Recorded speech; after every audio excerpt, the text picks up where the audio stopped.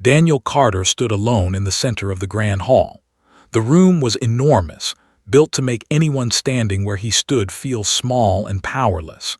Thousands of alien faces looked down at him from curved balconies that rose toward a ceiling lost in shadow. He was the first human to ever stand in this place, and he had come with hope in his heart. "You are accused of violating galactic law," High Arbiter announced. His voice echoed through the hall like thunder. He was tall and thin, with gray skin that seemed to absorb the light around him. "Your species has colonized a moon in protected territory. This is a crime against the Council." Daniel took a breath. He had practiced this moment for months. "High Arbiter, with respect, humanity did not know this law existed. We discovered faster-than-light travel only 12 years ago. We are new to the galaxy. We came here today to learn, to listen, and to find our place among you." A sound rose from the balconies. It was laughter, but it was cold and mocking. Counselor leaned forward from his seat. He was a species known for their pride and their cruelty. His scales were dark red and his eyes held nothing but contempt. "You came here because you are weak. Your people sent one man in a small ship to beg for acceptance. This is not strength. This is the behavior of prey." "We sent one man because we believe in peace," Daniel replied. He kept his voice calm even though his heart was beating fast. "On Earth, we have a saying. The strongest person in the room is often the one who does not need to prove it." Laughed again. Pretty words from a species that has existed for a blink of time. You think you can stand among civilizations that have ruled the stars for 100,000 years. High Arbiter raised his hand for silence. "The Council will now vote. The question is simple. How shall we respond to humanity's violation?" Daniel watched as lights appeared on screens around the hall. He did not understand the symbols, but he understood the tone of the room. The aliens around him were not afraid of humanity. They did not even see humans as worthy of fear. To them, this was a small matter, a chance to crush something weak before it could become strong. "The vote is complete," announced. "Humanity will be made an example. Their envoy will be executed publicly, and the broadcast will be sent to every corner of the galaxy. Let all species know the cost of defying the Council." Daniel felt the world tilt beneath him. "High Arbiter, please. I came here to talk, to build bridges between our peoples. Killing me will not teach humanity to fear you. It will only teach us that you cannot be trusted." Looked at him with something that might have been pity. "You do not understand. We are not trying to make humanity fear us. We are showing the galaxy that small species must know their place. Your death is not personal, human. It is simply politics." Guards moved forward. Daniel did not struggle. He stood straight and looked directly at the cameras that floated around the hall, recording everything. He knew that billions of humans would see this moment. He wanted them to see him standing tall. "My name is Daniel Carter," he said clearly. "I came here in peace. Remember that." The execution was quick. A beam of light, a flash of heat, and then Daniel Carter was gone. The hall was silent for a moment, and then Counselor began to applaud. Others joined him. The sound filled the grand hall like a wave. Far away in a ship stationed at the edge of Council space, Admiral Lisa Morgan watched the broadcast. Her crew stood frozen around her, their faces pale with shock and grief. Lisa had known Daniel for years. He had been her friend. She did not cry, she did not scream. She simply turned to her communications officer and spoke in a voice that was perfectly steady. "Send a message to Earth Command. Protocol Omega confirmed. Envoy Carter is gone." The message traveled faster than light, crossing the vast distance between the stars in minutes. It arrived at Earth Command, where it was immediately delivered to President Cole. Cole was sitting in his office when the broadcast reached him. He watched Daniel die on a screen no bigger than his hand. For a long moment, he did not move. His advisors stood around him, waiting for orders, waiting for some sign of what would come next. Finally, Cole stood. He walked to his desk and opened a drawer that had been sealed for years. Inside was a folder marked with 2 words, "Total Retaliation." "Sir," one of his advisors said carefully, "the Council has the largest fleet in the galaxy. They have technology we cannot match. If we respond with force, they will destroy us." Cole opened the folder and began to read. "They think they know what we are. They think we are weak because we sent a diplomat instead of a warship. They think we are primitive because we are young." He looked up at his advisors with eyes that held no warmth. "They have made a terrible mistake." "What are your orders, sir?" Cole closed the folder. "Contact every military commander on Earth and beyond. Wake up the sleeping fleets. Activate the weapons we have kept hidden." He walked toward the door and his voice was cold. "They wanted to know what humans do when we are backed into a corner. We are going to show them." In the grand hall of the Galactic Council, Counselor was still celebrating. He raised a glass to High Arbiter and smiled. "That should keep the humans quiet for a generation, perhaps longer." Did not smile back. There was something in his eyes, a small seed of doubt. He had watched the human die, and he had seen something strange in those final moments. Daniel Carter had not begged. He had not wept. He had simply looked at the cameras and made sure the galaxy remembered his name. That was not the behavior of a species that would submit. But push the thought away. Humanity was small. Humanity was young. What could they possibly do against the combined might of a galaxy that had ruled the stars for 100,000 years? He would learn the answer soon enough. 3 days passed after the execution, and Earth went completely silent.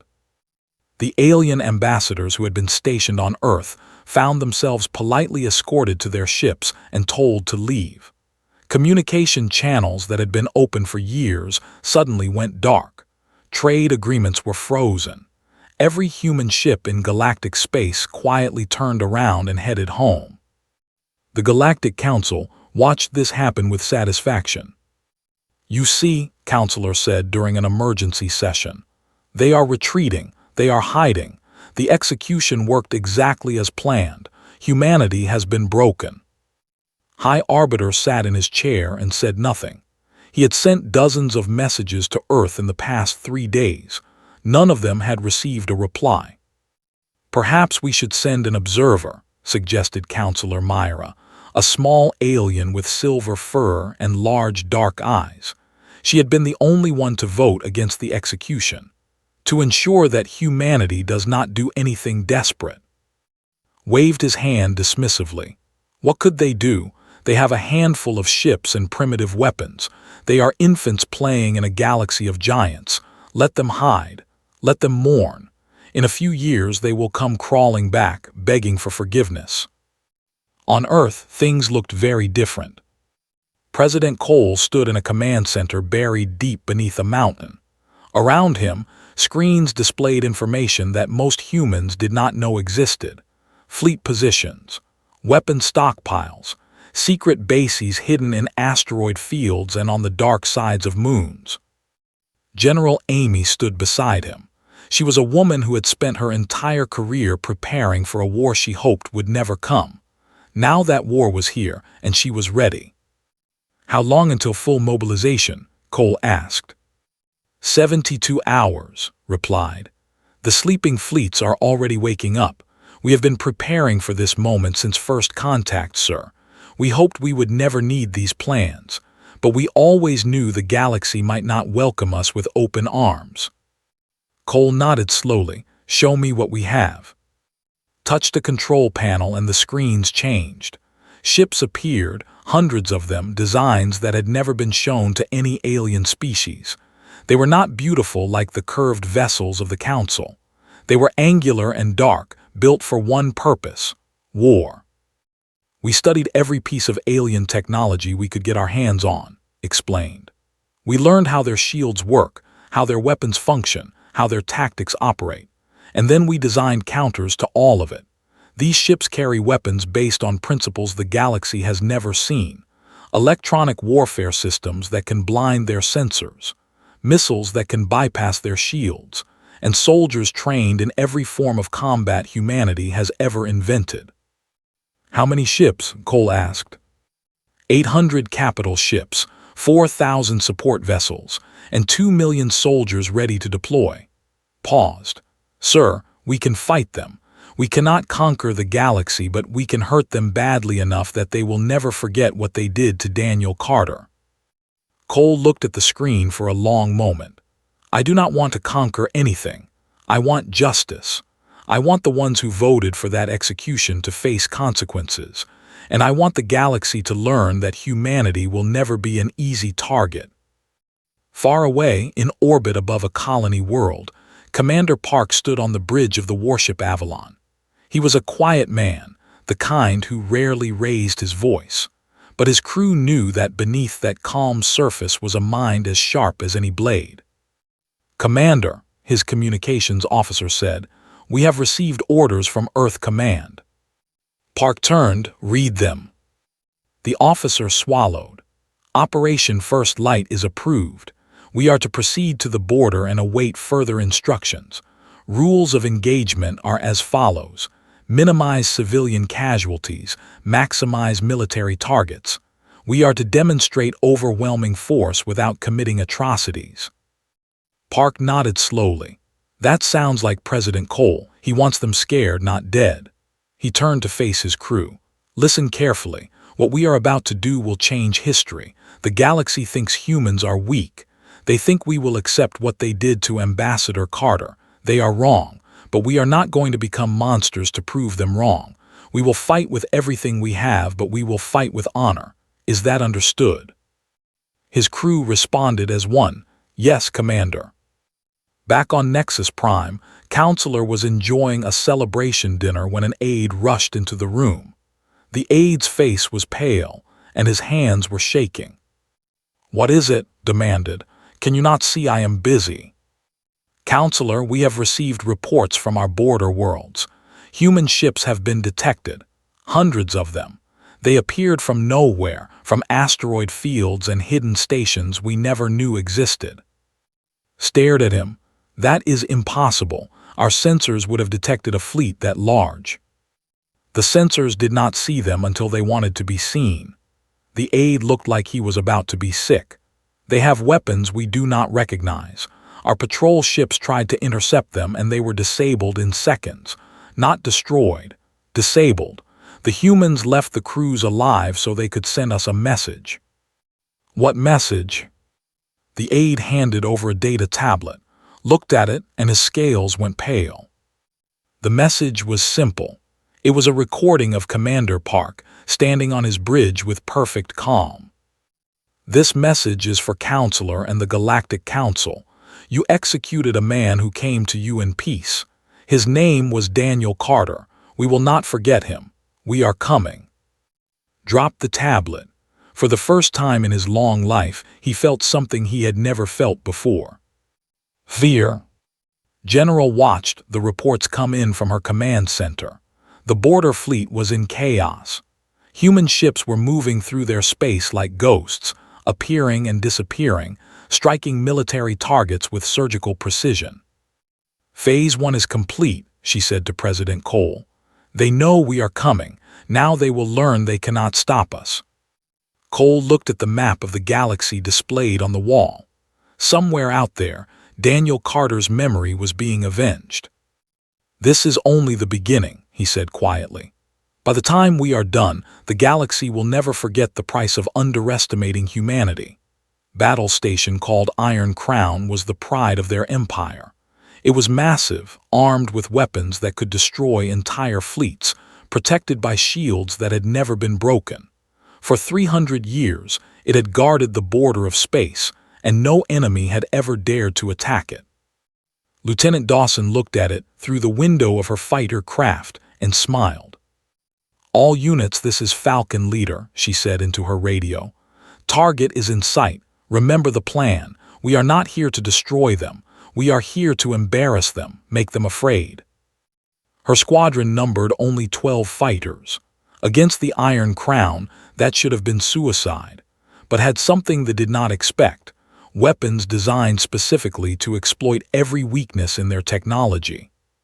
Falcon Squadron engage. The 12 fighters dove toward the station.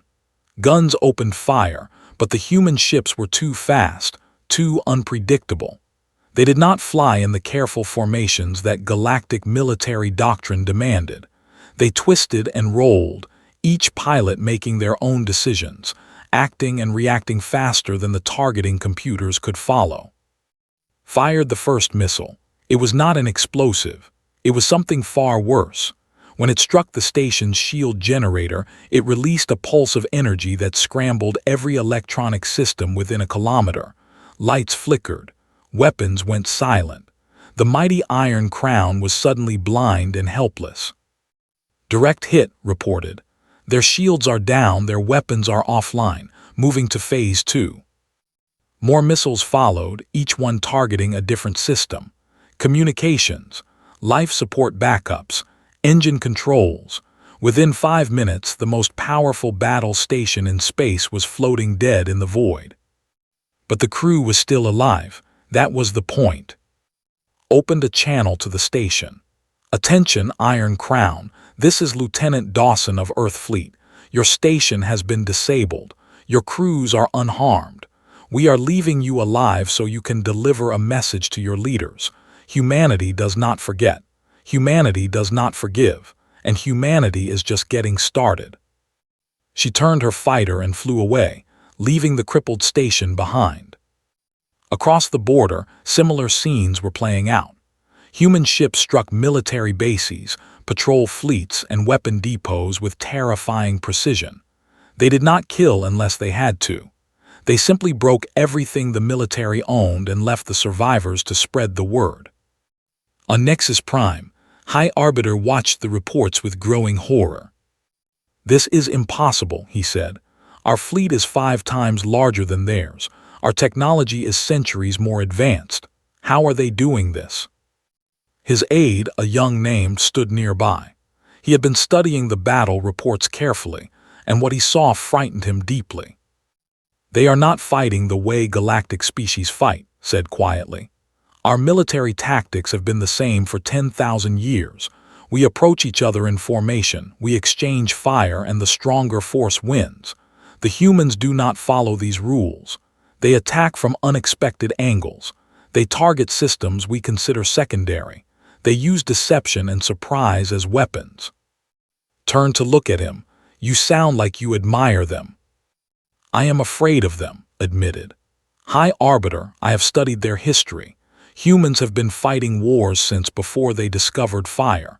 They have spent their entire existence developing new ways to kill each other. We gave them faster-than-light travel, and they immediately started thinking about how to use it in battle. We have awakened something terrible." The doors to the chamber burst open, and Counselor stormed in. His scales were flushed dark with anger and fear. "You must mobilize the full galactic fleet," he demanded. "These humans must be destroyed before they reach the core worlds."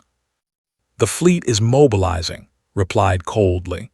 "But it takes time to coordinate forces from 100 different species, time the humans are not giving us.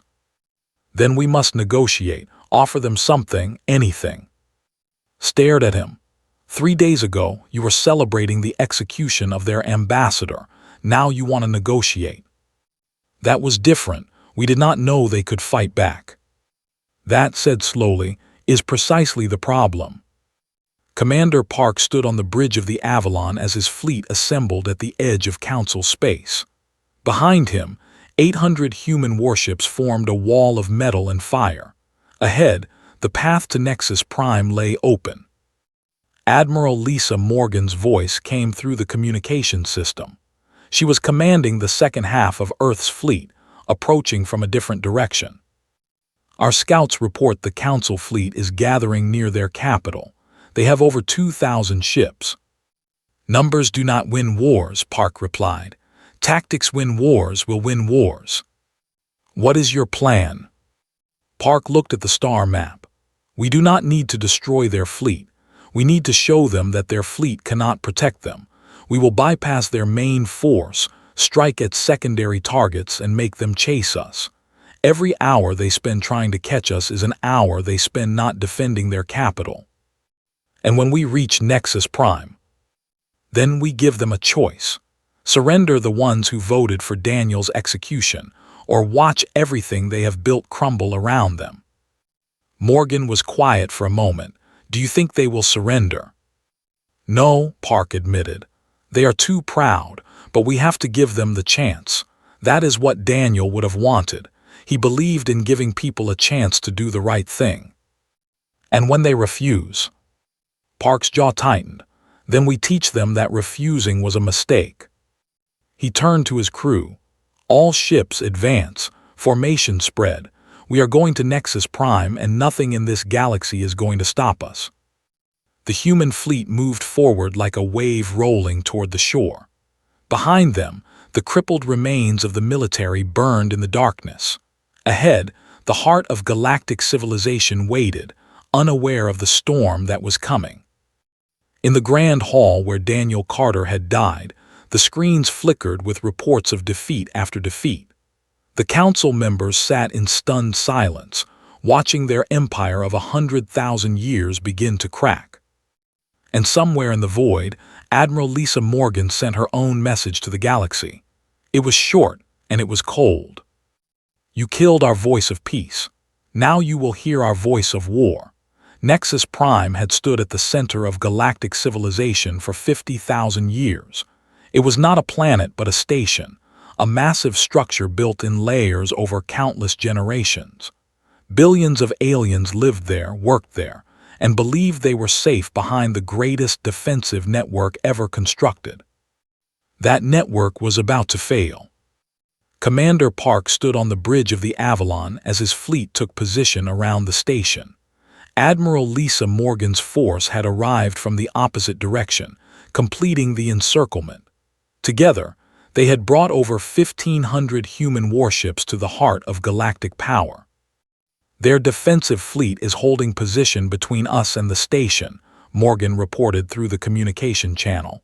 2,300 ships. They outnumber us. They do, Park agreed. But they are afraid. Look at their formation. They are clustering together instead of spreading out. They do not want to fight us. They want to hide behind each other. On his display, Park could see the Council fleet. They were arranged in the classic galactic defensive pattern, a tight sphere of overlapping shields and coordinated firepower. It was a formation that had won countless battles over the. But it had one weakness. It assumed the enemy would attack from outside and try to push through. All ships execute pattern Hurricane, Park ordered. The human fleet moved.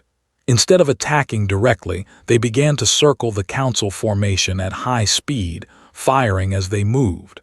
The Council ships tried to rotate to meet them, but the humans were too fast. Every time the galactic fleet adjusted, the humans were already somewhere else. They cannot track us, Lieutenant Dawson reported from her fighter.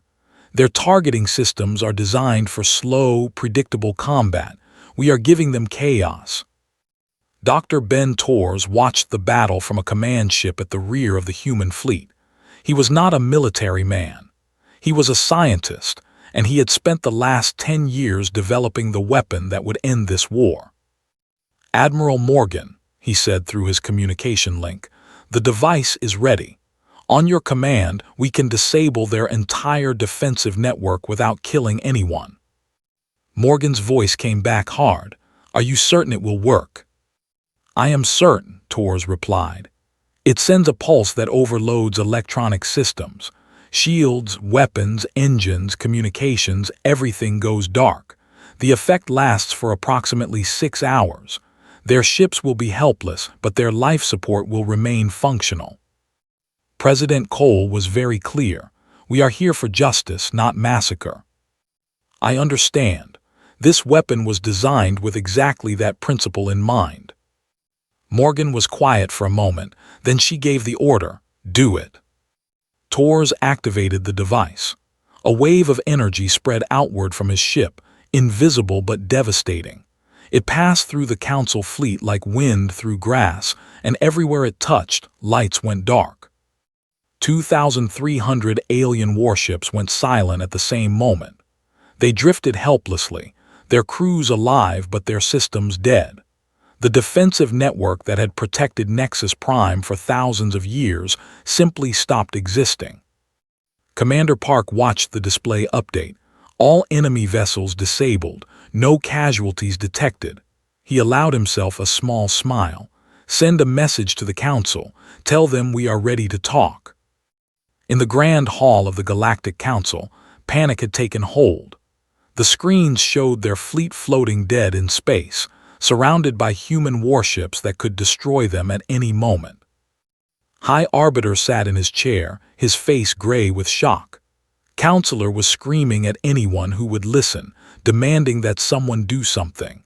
And Counselor Myra stood quietly in the corner, watching everything fall apart. A communication came through. It was Commander Park. Members of the Galactic Council, this is Commander Park of the Earth Fleet. Your defensive forces have been neutralized. Your station is surrounded. We have the power to destroy everything you have built. Lunged toward the communication console. Then why do you not do it? Why do you not finish what you started? Because we are not you, Park replied calmly. We did not come here to murder helpless people. We came here for justice. You executed Ambassador Daniel Carter. He was a good man who came to you in peace, and you killed him to prove a point. We are here to hold you accountable. Finally spoke, what do you want? Surrender Counselor and every other council member who voted for the execution. They will face trial on Earth. Not execution, trial, justice under law. Do this, and we will withdraw. Refuse, and we will stay here until your station runs out of food and your people turn against you. His face twisted with rage. You cannot be serious. I am a member of the Galactic Council. I will not be handed over to primitives like some common criminal. You voted to murder a diplomat, Park said. In our law, that makes you exactly a criminal. Counselor Myra stepped forward. I did not vote for the execution. I was the only one who spoke against it. What happens to those like me? Park paused. Nothing. You are not our enemy, but High Arbiter, Counselor, and the others who supported that vote must face consequences. This is not negotiable. Stood slowly. His pride was warring with his fear, and everyone in the room could see it. If I refuse, then we wait. Your people will starve. Your economy will collapse. Other species will see that the Council cannot protect them and will begin to break away. Everything you have built will crumble, and all because you were too proud to admit you made a mistake. The young aide had been listening carefully. He looked around the room at the faces of the most powerful beings in the galaxy, and he saw something new there. He saw doubt. He saw the beginning of the end. He made a decision. High Arbiter said quietly, the humans are right. We brought this upon ourselves. If we do not accept their terms, we will lose everything. Not just this battle, everything. Turn to look at him. You would side with them. I would side with survival. Took a deep breath. The galaxy is watching. If we show that we can admit when we are wrong, perhaps we can survive this. If we continue to fight, we will prove that we are exactly what the humans say we are. Tyrants who kill anyone who challenges us. The room fell silent. On the screens, the human fleet waited. On the communication channel, Commander Park waited. And in the hearts of every council member, a choice was being made. Admiral Morgan watched from her ship and spoke softly to herself. We did not come here to rule you. We came here to teach you that humanity will never be made an example of again. She hoped they would learn. 1 month had passed since the siege began, and the Galactic Council was broken. It did not happen all at once. For the first 2 weeks, High Arbiter refused to accept humanity's terms. He believed that the galaxy would rally behind the Council, that reinforcements would come, that somehow the ancient order would survive. But the reinforcements never came. Instead, species began to leave. The smaller civilizations, the ones who had always been bullied by the Council, saw their chance and took it. They sent messages to Earth, asking for peace, offering friendship. They had watched a single human ambassador die with dignity, and they had watched humanity rise in response. They wanted to be on the right side of history. Was the one who finally broke the Council's resistance. He gathered a group of younger aliens, ones who were tired of the old ways, tired of leaders who would rather watch everything burn than admit they were wrong. Together, they confronted High Arbiter in the Grand Hall. "Your time is over," said. His voice was calm, but his hands were shaking. "The galaxy no longer believes in you. Step down, or we will remove you ourselves." Looked at him with ancient eyes. "You would betray your own kind for these humans." "I am trying to save our kind. You killed their ambassador because you thought they were weak. You were wrong. Now you refuse to surrender because you think surrender is weakness. You are wrong about that too." Stepped closer. "The humans could have destroyed us. They chose not to. That is not weakness. That is strength. Real strength. The kind you never understood." The Grand Hall was silent. Council members looked at each other, and slowly, one by one, they began to move away from. Even his closest allies could see that the tide had turned. Counselor tried to run. He made it as far as the shuttle bay before his own guards stopped him. They were tired of being afraid. They were tired of being led by a man who had brought destruction upon them all. They held him until human soldiers arrived to take him into custody. 3 days later, High Arbiter resigned. Counselor Myra, the only one who had voted against the execution, was chosen to lead the reformed council. Her first act was to hand over the war criminals to Earth. President Cole received them personally. He stood on a platform as the others were brought before him, their hands bound, their scales and skin pale with fear. "You thought you could kill one of us and face no consequences," Cole said. His voice was broadcast across the galaxy. "You were wrong, but we are not going to kill you. We are going to put you on trial. We are going to show the galaxy that humanity believes in law, not revenge, that justice matters more than pride." The trials lasted for weeks. Every moment was broadcast live. The galaxy watched as evidence was presented, as witnesses, as the full truth of Daniel Carter's murder was laid bare. In the end, the others were found guilty of crimes against peace. They were sentenced to life imprisonment on a remote human colony, where they would spend their remaining years in isolation, thinking about what they had done. On Nexus Prime, a memorial was built in the Grand Hall. It was simple, a stone pillar with Daniel Carter's name carved into it, and below that, a single line in every language of the galaxy. "He came in peace." Admiral Lisa Morgan was offered a seat on the new council. She refused. "Humanity does not want to rule the galaxy," she told Counselor Myra. "We never did. We just wanted to be treated fairly. We wanted our people to be safe. We wanted to be respected." "You have earned more than respect," Myra said. "You have earned fear." Morgan shook her head.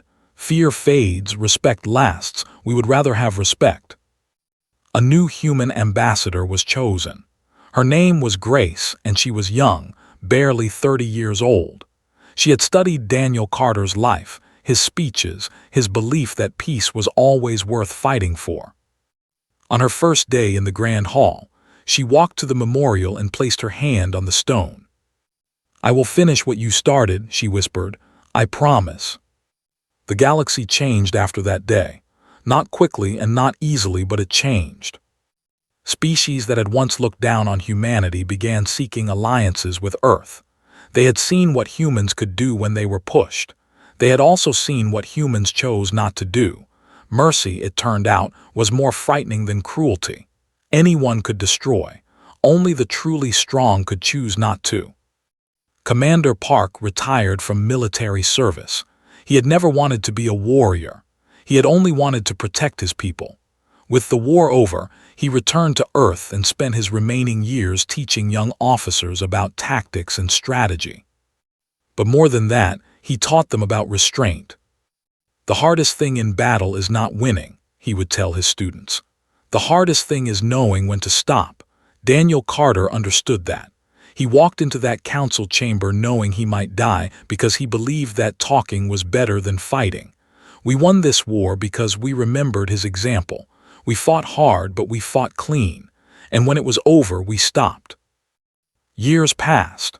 A new generation grew up in a galaxy that was slowly learning to treat humanity as equals.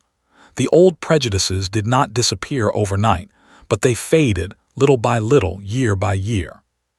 And sometimes, when young aliens asked their elders about humans, they heard the same story. "Once," the elders would say, "our leaders thought humans were weak. They thought humans would be easy to control. They killed a human ambassador to prove their power." "What happened?" the young ones would ask. "The humans came, they broke our fleets, they surrounded our capital, they could have burned everything we had ever built." The elders would pause and their voices would grow quiet. But they did not. They asked for justice, not destruction. They showed us what true strength looks like. Why do we treat humans differently now? Because once we forgot they were human. We made them show us what that meant. We will never forget again. In the grand hall of the Galactic Council, Ambassador Grace sat in a seat that had once been to her species.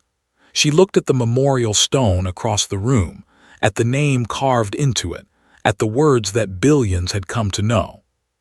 "He came in peace." She smiled softly and turned back to her work. There was still so much to do, so many bridges to build, so many wounds to heal. But Daniel Carter had shown the way, and humanity would never stop walking that path.